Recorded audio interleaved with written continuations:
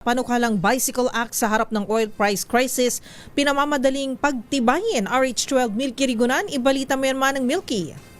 Muling nanawagan si Representative PM Vargas ng 5th District ng Quezon City para sa agarang pagpasa ng Philippine Bicycle Act. Ito ay sa gitna ng pangailangan para sa isang sustainable na transportasyon habang hinaharap ng mga Pilipino ang mabilis na pagtaas ng presyo ng langis dulot ng gulo sa Middle East. Ayon kay Vargas, layunin ng House Bill 7106 na palawakin ang mga network ng bike lanes na sinimulan noong panahon ng pandemya. Sabi ni Vargas, hindi lang natin tinutulungan ng kalikasan, nagbibigay din tayo ng paraan para mabawasan ang ating pagdepende sa imported oil habang pinabubuti ang ating fuel at energy infrastructure. Nanawagan din si Vargas sa pribadong sektor na suporta ng inisyatiba sa pamagitan ng pagtatayo ng mga bike-friendly na pasilidad tulad ng mga shower area at locker sa kanilang mga opisina.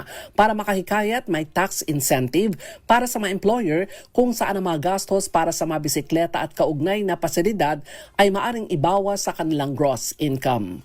Ako si Milky Rigunan, nagulat para sa DZRH, una sa Pilipinas, una sa Pilipino.